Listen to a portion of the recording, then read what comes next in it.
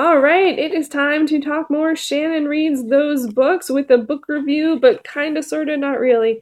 Hey everyone, it is Shannon, and I'm continuing on with my catch-up non-review reviews. See disclaimer video up above where I talk about that a little bit more. These are a bit more reactionary or experiential than proper researched book reviews, just to get me back to where I am in these particular projects and explorations. So today I am going to be talking about The Shipping News by Annie Proulx, which I had to look up how to say. And I did. So I feel good that I did it. It is, because it's spelled like that. And I was like, how do you say it? This is the 41st book that I read for the Shannon Reads Those Books exploration. It was released in 1993, and it makes the list for being the 164th title in the BBC's Big Read. And I read it between summer and fall 2018, and I gave it an 8 out of 10. I'm actually surprised it's not on more lists. This is one that I actually have lots of memory of, and this is what it looks like. This for me will always be the cover. I know there's lots of different covers, but this is the one that I know and love, just because I have a oddly sentimental feeling for this one, and that's because this one, it did win. Let's see, it won the Pulitzer. It was extremely popular at the time that it was released, and I was working in bookstores at the time. So I sold many, many, many copies of The Shipping News, but it took me many years later to actually read it. And this is one where why did I choose this one? It was an unwrapping. It was my first unwrapping of 2018. I picked a bunch of the smallest books on my bookshelf, and it took me till the summer to start it, and then I read it from summer to fall, which was not great. I really felt like it would have been a better title to stick with, and that's definitely something that I've learned with books that are more either classics or literary fiction. I tend to read a lot of different books at the same time, and I don't generally have a problem with that at all. But I do find with some works like this, it's better to stay centered, and I think it was because there were a fair amount of characters in this one. Like there's sort of like a smaller set of characters you mostly follow, but once it started expanding, like at some point I lost a little cohesion there in terms of who was who. If you're unfamiliar with this story, it follows a man who resettles in Newfoundland, and it's contemporarily-ish set. And this is one that also the whether it's Canadian or American, is the book Canadian or American? Like, and there was a film that came out shortly after. The book came out shortly after. I can't remember how far after.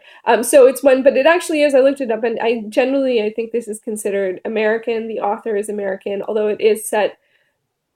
There's a fair chunk of it set in Newfoundland, which is, of course, here in Canada. So this was an extremely touching story. It was it was hard. It was quite quite harsh. I think that actually, I wasn't expecting that. So when I started reading it, had some shock going on with some of the situations, and that made me pull back a little bit. But it does eventually get going in terms of feeling a bit more sort of normal, less horrible, but there's lots of tragedy in this book. Like I feel like it happens sort of like again and again and again.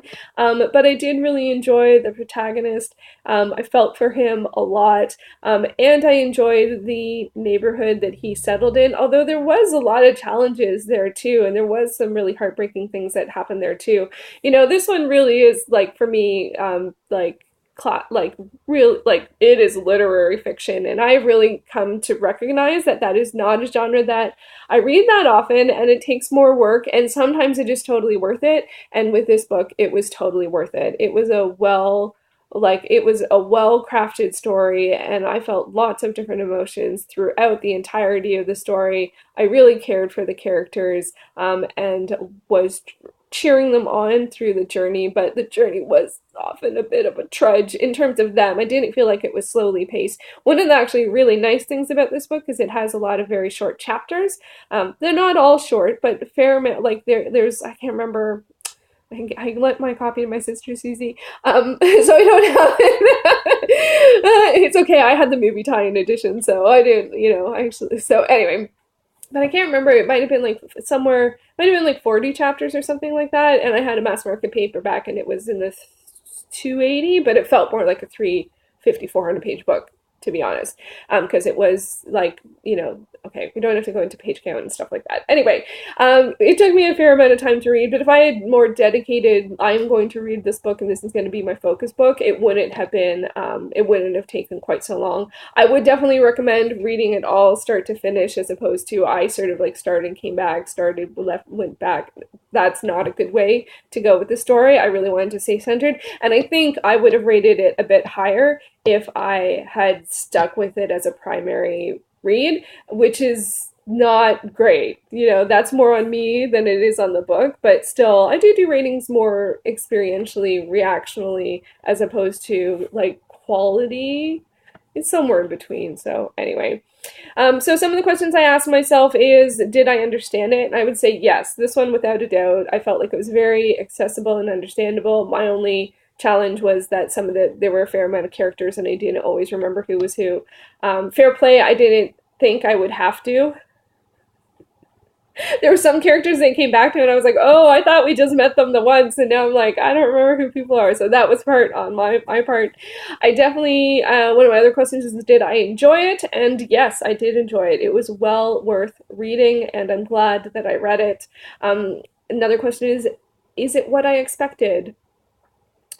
Oddly, I think I would have to say a little bit no on that, which is really strange because I think I have seen the film.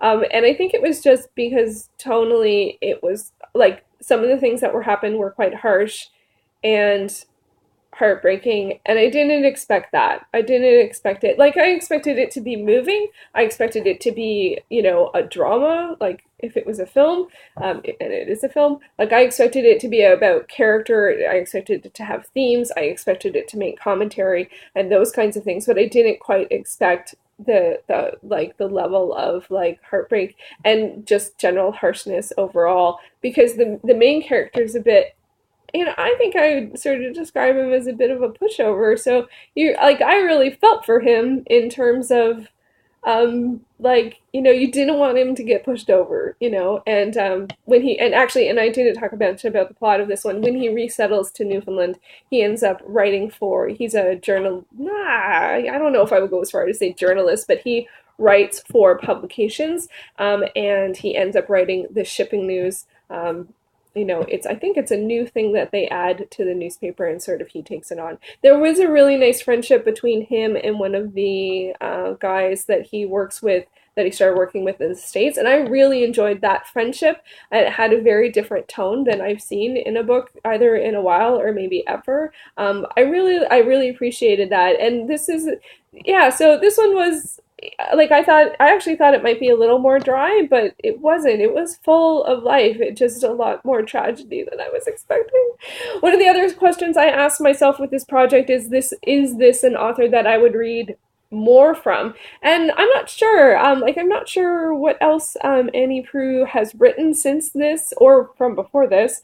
But I definitely should check that out. But as I said, I've come to sort of realize with literary fiction, sort of the amount that I can read is not it's not a huge portion of what I read. So I think I need to cultivate that and make some pretty good choices. But most of them probably will be through Those Books Project. So I don't know. So I would not be averse to reading more Annie Proulx, without question. If you have read more from her and you enjoyed this book, I would love recommendations, because I'm not quite sure where else to go. And yeah, so that was the shipping news. I'm really happy to be back to doing these reviews, even though I know they're kind of like all over the place. I hope that people are enjoying them. There are going to be more to come.